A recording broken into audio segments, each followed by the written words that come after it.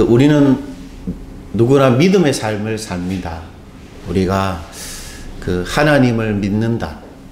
그리고 예수님을 믿는다라고 이제 말을 한다는 것은 우리가 매일 믿음의 삶을 이렇게 산다는 말이지요. 믿음의 삶을 산다는 것이 뭘까? 이렇게 한번 질문해 보면 여러 가지 답을 할 수 있겠지만 그게 반드시 빠질 수 없는 것이 딱 하나 있죠. 믿음의 삶은 예수님을 따라서 사는 것입니다. 만약에 우리가 그냥 일상적인 하루를 이렇게 살아간다든지, 주부 같은 경우에는 아이들 이제 등원시키고 또 집에서 여러 가지 가사를 돌보고 또 아이들 이제 집에 오면 또 밥하고 이런 어떤 평범한 일상을 살든지, 아니면 시험을 앞둔 사람처럼 또 중요한 일을 앞둔 사람처럼 그 일에 최선을 다해서 애를 써서 좋은 성과를 한다든지, 그리고 사람들이 다 보면 칭찬하고 박수 쳐줄 만한 그런 성공적인 삶을 우리가 살았다 해도, 만약에 우리가 예수님을 따라서 산 것이 아니었다면, 불신자들, 예수 믿지 않는 사람들의 입장에서는 그것이 중요한 것은 아니겠지만, 우리한테는 만약에 우리가 예수를 따라 산 것이 아니라면 그것이 우리 인생에 아무리 좋아 보여도 잘못한 것이지요. 심지어는 악한 것일 수 있습니다. 아무리 좋은 것이라도 예수님 따라간 것이 아니라면. 왜냐하면 예수님께서 우리의 생명의 시작이시고 우리 인생의 주인이시기 때문이죠. 때문에 믿음의 삶을 산다는 것은 주인이신 예수님을 따라 사는 것입니다. 그것이 가장 핵심된 내용이라 할 수 있죠. 근데 여러분, 예수님을 따라 살고 계십니까? 어떠세요? 예수님을 따라 살고 있는가? 제가 그런 질문을 종종 하게 됩니다. 어떤 면에서 교회가 이렇게 크게 성장하고 좀 잘 되면 참 좋을 텐데, 그러지 않는 상황 속에서 제 마음을 잘 지킬 때 저한테 참 중요한 질문은 내가 예수님을 따라가고 있는가 하는 것이죠. 그거면 충분하잖아요. 내가 예수님을 따라가고 있다면 눈에 보이는 어떤 결과물과 상관없이 나는 어떤 면에서 잘 살고 있기 때문이지요. 여러분, 예수님을 따라 사는 게 뭘까요? 참 모호하고 애매합니다. 왜 그렇습니까? 예수님을 따라 사는 게 참 쉽지 않다. 왜 그럴까요? 이유는 참 단순한데, 그것은 예수님이 눈에 보이지가 않기 때문입니다. 예수님이 만약 보이시는 분이라면 참 예수님 따라가는 것은 비교적 쉬울 것입니다. 참 분명하니까. 그러나 보이지 않으시죠. 그런 점에서 예수 따라간다는 것은 참 이렇게 뭘 어떻게 해야 될지 모르는 많은 순간을 경험하는 것입니다. 예수님이 이리로 갈지 저리로 갈지 모르기 때문이죠. 그런 점에서 믿음의 삶은 애매모호한 여정이라 할 수 있습니다. 우리 인생이 애매모호하다, 잘못된 게 아니고 우리가 믿음의 삶을 살고 있기 때문입니다. 눈에 보이지 않는 예수님을 따라가기 때문이죠. 그래서 이것인지 저것인지 분명하지가 않아요. 예수님 따라가고 싶지만 예수님 눈에 보이지 않아서 분명하지가 않습니다. 그런 애매모호한 믿음의 삶의 특징을 잘 보여주는 인물이 바로 아브라함이라 할 수 있습니다. 여러분, 아브라함은 우리 믿음의 시작이고 어떤 면에서 믿음의 삶이 무엇인가를 가장 잘 보여주는 인물이라 할 수 있죠. 신약 성경은 그러한 아브라함의 믿음의 삶을 한마디로 이렇게 요약하고 있는데, 히브리서 11장 8절입니다.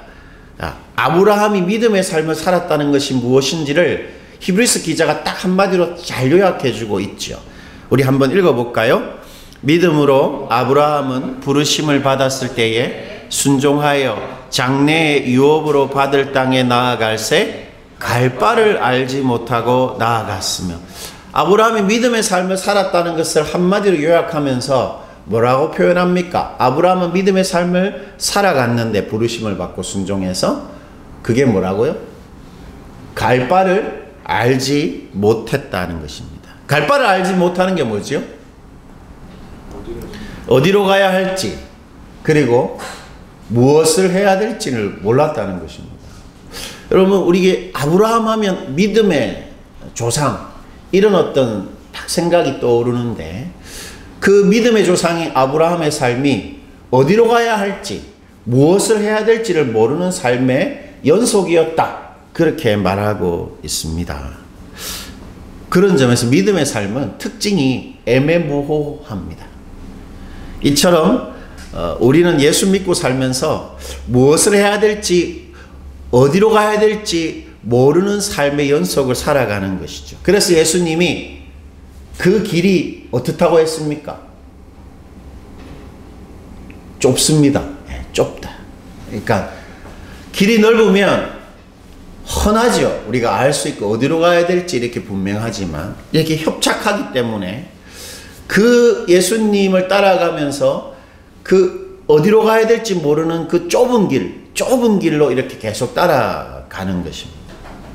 그런데 여러분 그러한 애매모호한 믿음의 삶 속에서 우리가 매일 틀림없이 선명하게 그래도 확신할 수 있는 이 우리 인생에 분명한 사실이 있습니다. 어디로 가야 될지 무엇을 해야 될지 모를 때가 많지만 그럼에도 매일 분명한 사실이 있다라는 것입니다. 그것은 예수님이 우리를 언제나 만족해 하실 것이라는 사실입니다. 예수님이 우리를 매일 언제나 만족스럽게 하실 수 있다라는 사실이 애매모호한 삶 속에서 분명하게 확신할 수 있는 진리인 것입니다. 왜냐하면 예수님이 우리의 목자이시기 때문입니다. 목자. 1절인데요. 우리 시편 23편 1절 우리 크게 한번 읽어봅시다. 여호와는 나의 목자시니 내게 부족함이 없으리로다. 여러분 우리가 예수님을 따라가는 믿음의 삶을 산다는 것이 실제로 무엇인지 눈에 보이지 않는 예수님을 따라간다는 것이 실제로 무엇인지를 가장 잘 보여주는 그림 언어가 바로 여호와는 나의 목자입니다. 왜 그럴까요? 왜 이 목자라는 이 그림이 이 단어가 우리가 눈에 보이지 않는 예수님을 따라간다는 것의 실제적인 의미를 잘 표현해 줄까요? 목자를 따르는 것이 뭡니까? 양들이죠. 양들은 목자를 따라갑니다. 바로 그 그림이죠. 그러므로 예수를 따라간다는 것이 무엇인지를 가장 정확하게 말해주는 표현은 예수님이 목자라는 것입니다. 그럼 예수님은 그 사실을 스스로 이렇게 말씀하셨는데 요한복음 10장 27절입니다. 한번 보시죠. 우리 다 같이 한번 읽어볼게요. 내 양은 내 음성을 들으며 나는 그들을 알며 그들은 나를 따르느니라. 예수님이 스스로 당신을 어떻게 표현합니까? 나는 목자다라고 말하지요. 그렇기 때문에 우리가 정말 예수를 믿고 있는 사람이 맞다면 우리는 누굽니까? 목자이신 예수님을 평생토록 따라가는 뭐지요? 양들입니다. 우리가 정말 예수 믿는다면 우리는 양입니다. 양. 그런 점에서 오늘 이 시편 23편은 예수님을 따라 산다는 것이 실제로 무엇을 의미하는지를 우리에게 잘 가르쳐 줍니다. 눈에 보이지 않아서 애매모호하죠. 예수님 따라간다는 게. 그 예수님 따라간다는 것이 실제로 무엇을 의미하는지 이 시편 23편의 6절에 녹아져 있는 것입니다. 오늘 이 시편을 시작하자마자 예수님을 따라가는 사람들의 삶 속에 비록 애매모호하지만 반드시 있는 게 있다. 그렇게 말하죠. 1절에 시작하자마자. 여러분 1절 다시 한번 보시겠어요? 여호와는 나의 목자시니 뭡니까? 내게 부족함이 없다라는 것입니다. 우리가 예수님을 따라가면 비록 어디로 가야 될지 무엇을 해야 될지 모를 때가 많이 있지만 분명한 게 있습니다. 매일. 그게 뭡니까? 부족함이 없는 것입니다. 여러분, 이 부족함이 없다는 말은 결핍이나 모자람이 전혀 없는 것입니다. 어떻습니까, 여러분? 우리가 어디로 가야 될지, 무엇을 해야 될지 애매모호한 삶을 살면서 매일 결핍이 없나요? 모자람이 없습니까? 용돈도 모자라고, 시간도 모자라고, 너무 우리는 결핍과 모자람이 많은데 왜 부족함이 없다고 할까요? 우리 뭔가 잘못되어 있는 거 아닙니까? 예수님을 혹시 따라가지 못하고 있는 건 아닌가요? 여러분, 오늘 이 시의 저자인 이 다윗이잖아요. 다윗이 말하는 부족함이 없다라는 것은 인간관계의 갈등, 경제적인 어떤 어려움들 있잖아요. 우리가 계속 경험하는. 그리고 앞날에 대한 막연함, 그런 인생의 문제가 전혀 없다라는 말이 아닙니다. 그것은 다윗의 인생 경험과도 상반된 것이죠. 여러분, 다윗은 여러 형들 밑에 막내로 태어났습니다. 그래서 천덕꾸러기 같이 아무도 이렇게 귀하게 여기지도 않고 허드렛 일을 하고, 그래서 양을 돌보는 그냥 시골에 있는 그런 어린아이, 목동이었습니다. 그런데 이 다윗이 어떻게 하다가 뭐가 됩니까? 부마가 되죠. 부마. 왕의 사위가 됩니다. 왕의 사위. 그거 엄청난 일이잖아요. 그런데 이 장인하고 문제가 생깁니다.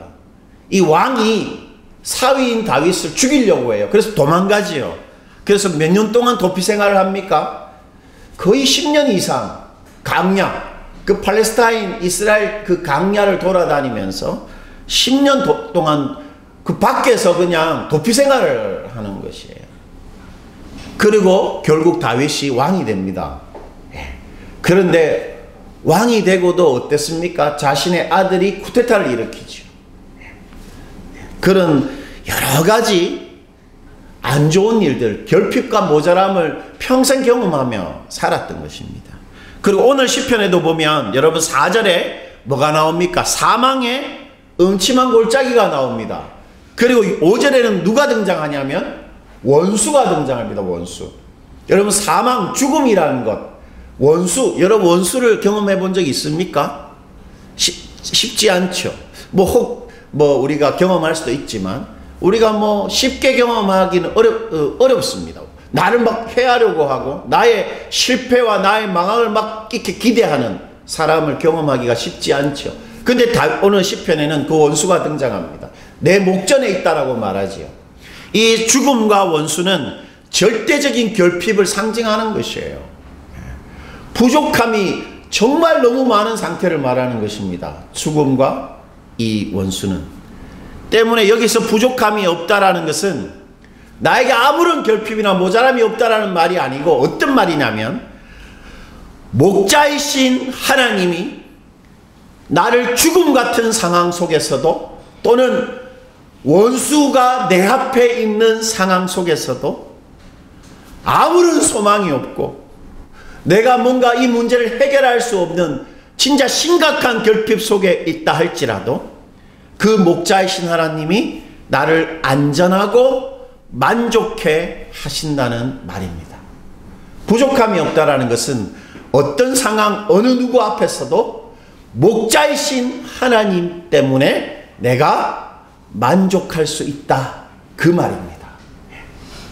그렇다면 예수님이 나의 목자로서 도대체 어떻게 하시기에 나를 어떤 상황 속에서 만족해 한다, 그렇게 자랑스럽게 노래할까요? 그 이유가 뭐겠습니까? 오늘 본문에서 우리는 세 가지를 찾을 수 있는데, 첫째는 목자이신 예수님이 우리를 언제나 인도하시기 때문입니다. 그리고 두 번째는 목자이신 예수님이 우리를 언제나 지켜 보호하시기 때문입니다. 그리고 세 번째는 목자이신 예수님이 언제나 내 편이시기 때문입니다. 세 가지. 인도, 보호, 내 편이 되십니다. 먼저 예수님이 언제나 나를 인도하시는데 2절과 3절에 예수님께서 우리를 인도하시는 장소가 잘 나와 있습니다. 여러분 2절과 3절 우리 한번 읽어볼게요. 그가 나를 푸른 풀밭에 누이시며 실만한 물가로 인도하시는도다. 내 영혼을 소생시키시고 자기 이름을 위하여 의의 길로 인도하시는도다. 예수님이 우리를 언제나 인도하시잖아요. 목자로서. 스스로 나는 목자고 너희는 나를 따른다 이렇게 말했었을 때, 오늘 2절과 3절은 예수님이 우리를 인도하시는 두 장소를 언급하고 있죠. 2절에 보니까 그 장소가 어디입니까? 푸른 풀밭과 그리고 쉴만한 물가입니다. 그리고 3절은 어디지요? 의의 길입니다. 여러분, 푸른 풀밭과 쉴만한 물가는 어디를 말합니까? 양들이 자신의 생존에 반드시 필요한 장소지요. 푸른 풀밭에 가면 뭐가 있죠? 꼴이 있습니다. 그리고 쉴만한 물가에는 뭐가 있습니까? 안전하게 쉴 수 있고, 그리고 양에게 꼭 필요한 물을 마실 수가 있죠. 목자는 이렇게 양의 생존, 그리고 양의 뭡니까? 안전, 그리고 양의 생계를 어떻게 하는 사람입니까? 하루 종일 책임지는 사람입니다. 목자는 하루 종일 양한테 자기 시간을 다 줍니다. 왜냐하면 그렇게 하지 않으면 양들은 풀밭에 갈 수도 없고 물가에 갈 수도 없기 때문에 목자는 하루 종일 양들한테 헌신합니다. 그래서 양들을 안전하게 지키고 양들의 생계를 책임지고 생존을 책임지는 게 목자입니다. 따라서 예수님이 나의 목자다. 무슨 말이겠습니까, 여러분?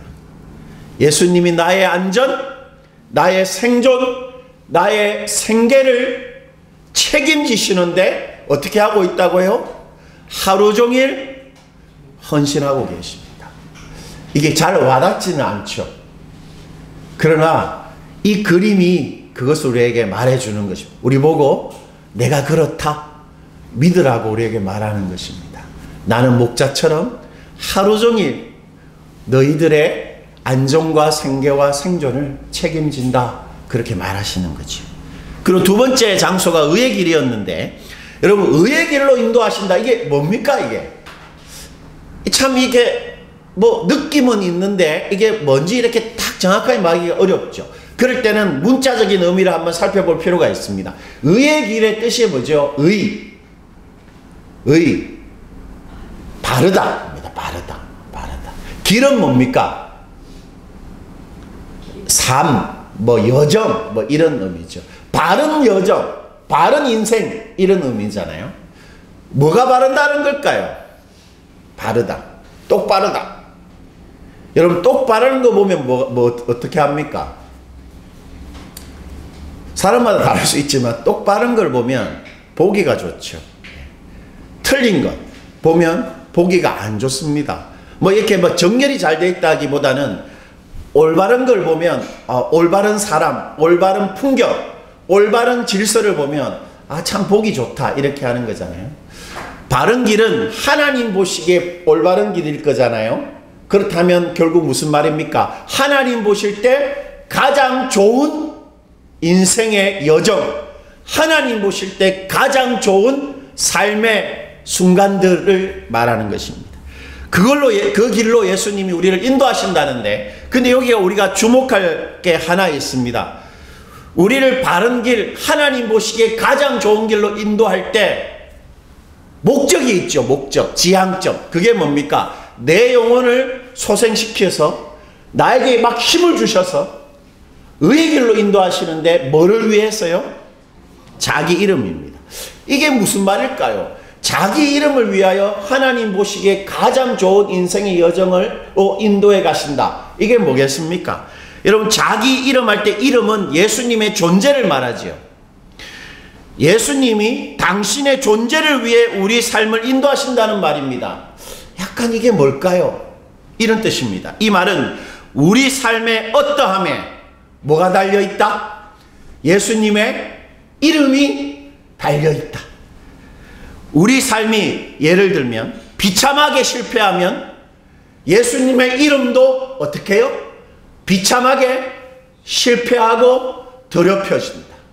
최근에 우리 대통령께서 하신 일을 보면서 그 일이 이분의 이름을 어떤 면에서 좀 더럽힐 수 있지 않겠습니까? 그런 것처럼 우리 인생이 어떻게 되는가에 따라서 예수님의 이름도 어떻게 된다, 그렇게 말씀하고 있는 것입니다. 쉽게 말하면 예수님이 우리 인생에 당신의 이름, 당신의 존재, 당신의 생명을 정말로 거셨다는 것입니다.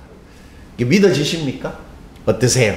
예수님이 내 평생 인생에 당신의 이름과 생명을 거셨다. 와닿습니까, 여러분? 예수님 정말 그렇다라고 말씀하셨는데 바로 요한복음 10장 11절입니다. 여러분, 이게 정말 예수님이 실제로 하신 말씀이잖아요. 한번 읽어봅시다.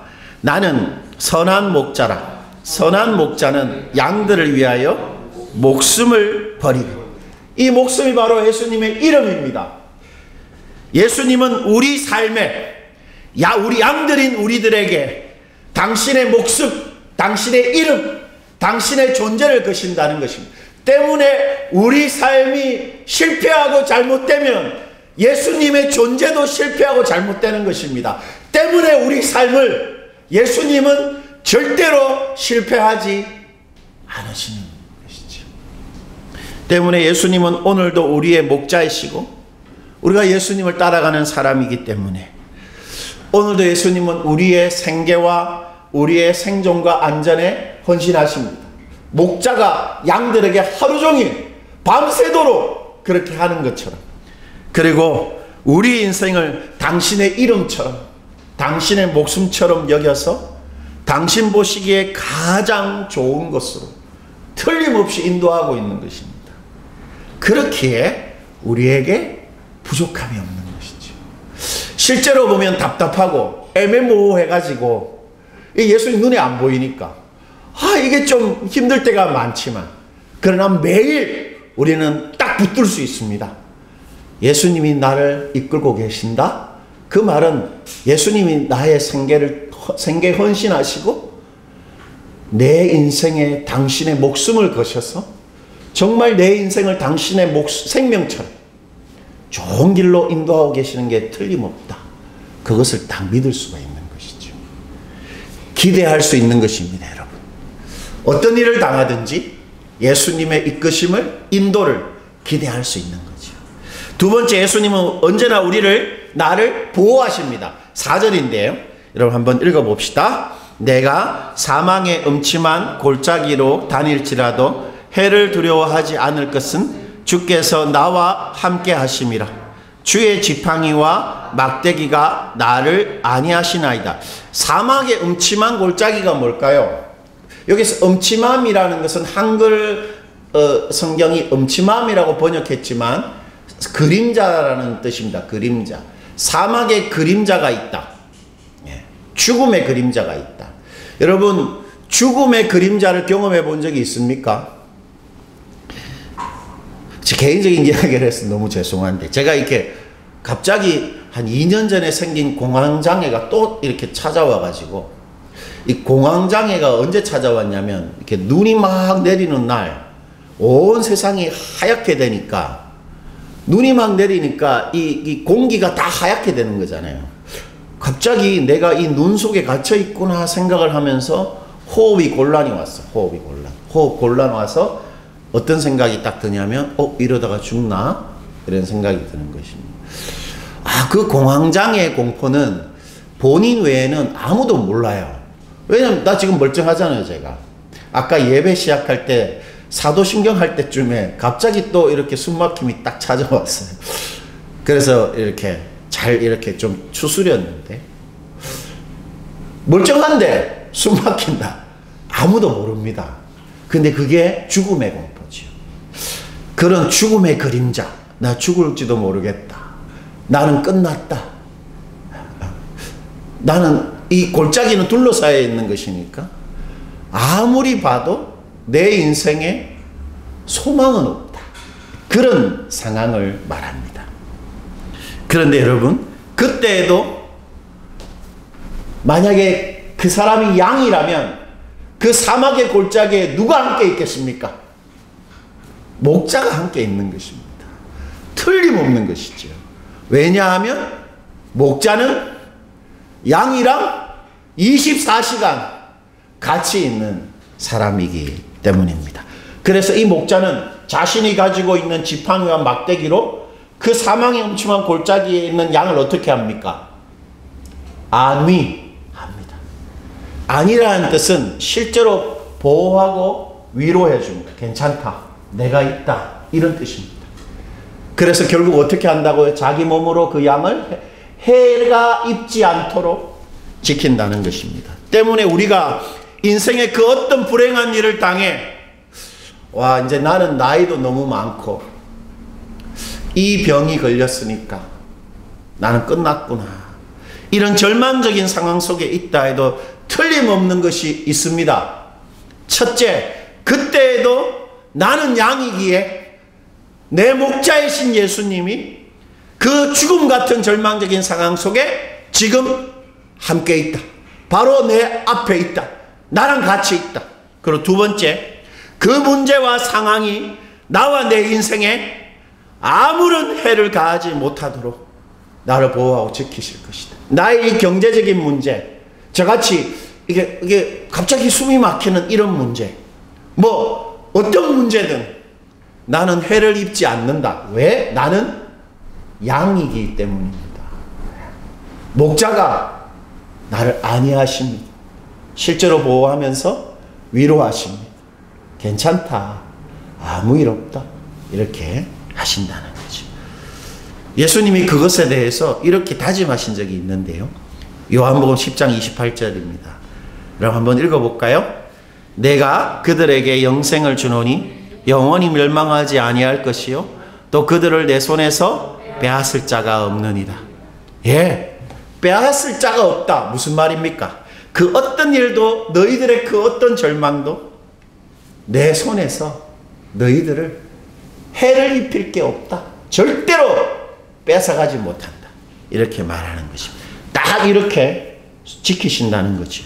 때문에 예수님이 오늘도 우리의 목자이시기에 우리는 아무런 해도 입지 않을 것입니다. 어떤 실패, 어떤 죽음 같은 소망 없는 상황 속에서도 우리는 안전할 것입니다.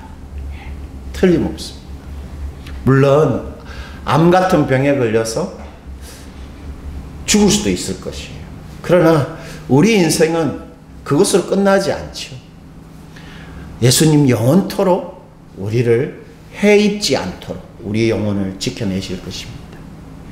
그러니 우리에게 부족함이 없는 것이죠. 여러분, 우리가 살아가면서 걱정스럽고 답답하고 힘이 빠질 때가 많이 있습니다. 그럴 때마다 나는 양이다. 그렇다면 지금도 예수님, 목자이신 예수님이 나와 함께 계시고 이 일 때문에 나는 망하지 않는다. 그거를 정말로 믿을 수 있는 거죠. 그래서 만족할 수 있고 부족함이 없는 것입니다. 세 번째, 마지막으로 예수님은 언제나 내 편이십니다. 내 편. 5절인데요. 우리 5절 크게 한번 읽어보시겠습니다. 주께서 내 원수의 목전에서 내게 상을 차려주시고 기름을 내 머리에 부으셨으니 내 잔이 넘치나이다. 여러분, 원수는 나를 좋아하지 않습니다. 일단 나를 싫어합니다. 그리고 원수는 어떻습니까? 내가 실패하면 어떨까요? 내가 실패하면 좋아하겠죠. 내가 망하는 거 아마 좋아할 겁니다. 아마 기뻐할 거죠. 그리고 실제로 나한테 해를 입히려고 할 것입니다. 그런데 목자이신 예수님이 그런 원수 같은 사람들 앞에서 나에게 뭐를 차려줍니까? 보니까 뭐를 차려주지요? 상이 뭡니까? 밥상입니다. 밥상. 근데 원수 앞에서 차려주는 밥상이 어떨까요? 우리 집에서는 이제 아내가 이렇게 반찬을 잘 못해서 늘 뭐 1찬, 2찬으로 먹는데, 여러분 이 밥상은 어떤 밥상일까요? 진수성찬입니다. 진수성찬. 정말로 이렇게 귀하고 맛있는 음식이 딱 차려. 그 원수 앞에 있는데 나한테 목자이신 예수님이 진수성찬을 딱 차려놓고 여기 앉아 먹어라 이렇게 하시면서 또 뭘 합니까? 뭘 하죠? 기름을 바릅니다. 기름을 바르는 게 뭐죠? 주인이 가장 귀한 손님이 왔을 때 그 향유를 머리에 이렇게 바르죠. 나를 존귀한 사람으로 대해 주십니다. 예수님이. 그리고 뭘 합니까? 내 잔이 어떻게 해요? 넘칩니다. 뭘 하자는 거죠? 축배를 드는 것입니다. 축배. 성공, 잘한 것, 기쁨, 축배를 드는 것입니다. 여러분, 나의 목자이신 예수님이 나를 좋아하지 않는, 나를 공격하는 누구 앞에서라도, 내가 실패하고 곤란한 그 어떤 원수를 만난 그런 상황 속에서도 나를 존귀한 사람으로 대접하신다는 것입니다. 즉 예수님이 나를 공격하고 나를 이렇게 실패를 기다리는 그 사람 앞에서 나한테 어떻게 한다는 거죠? 내 편이 되어 주십니다. 그 말입니다. 예수님이 내 편 되어 주신다는 말입니다.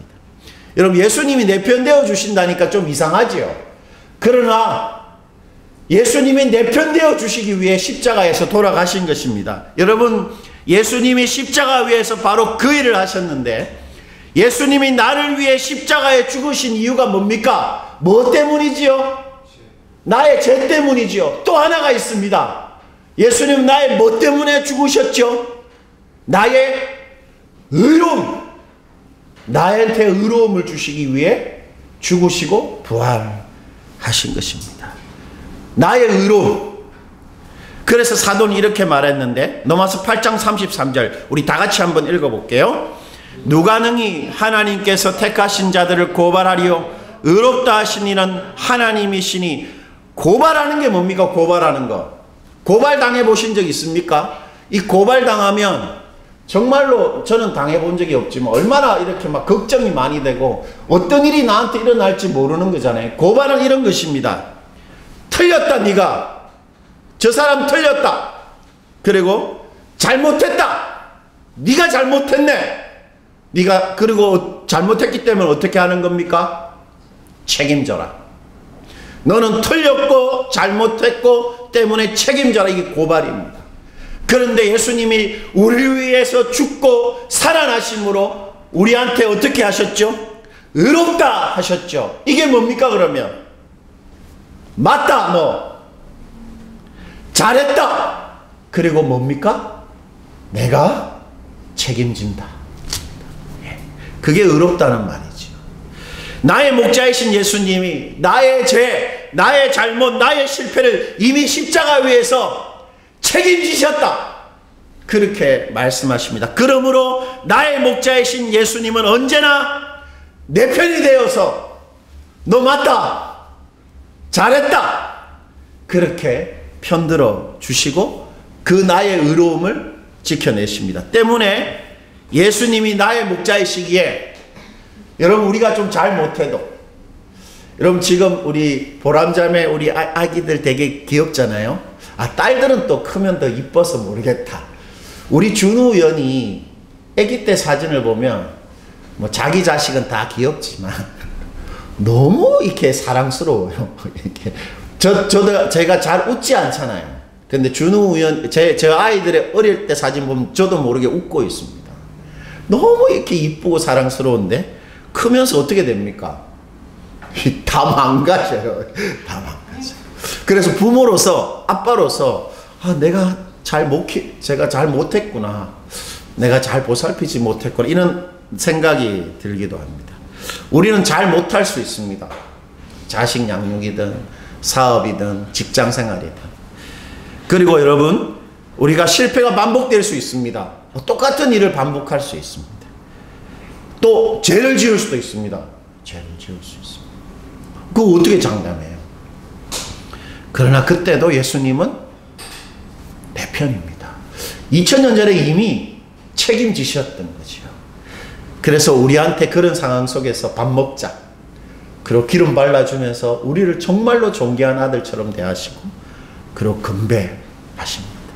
예수님은 십자가 위에서 당신의 목숨하고 바꾼 우리의 의로움을 어떤 사람 앞에서도 어떤 상황 속에서도 지켜내시고 나를 존귀하게 하실 것입니다. 때문에 우리는 평생 부족함이 없는 것입니다. 여러분 생각해야 합니다. 나의 존재 예수님이 끝까지 지켜주실 것이다. 존귀하게. 그것을 믿고 살아가는 것. 오늘 시인은 이 나의 목자이신 예수님의 이 세 가지, 여러분 세 가지가 뭐였죠? 첫 번째, 인도하심, 보호하심, 내 편 되심을 한마디로 이렇게 노래하는데 마지막 6절입니다. 우리 6절 읽고 마무리하겠습니다. 내 평생의 선하심과 인자하심이 반드시 나를 따르리니 내가 여호와의 집에 영원히 살리로다. 여러분, 선하다는 게 뭐죠? 가장 좋은 것 주시는 것입니다.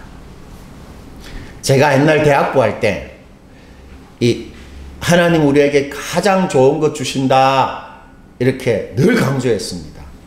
그래서 어떤 자매가 시집을 가야 되는데 결혼을 못하는 거예요. 그런데 늘 생각했다는 겁니다. 제 어떤 말을. 하나님 제일 좋은 것 주신다. 늘 생각했대요. 그래서 결혼을 했습니다. 그래서 정말 좋은 남편을 만났어요.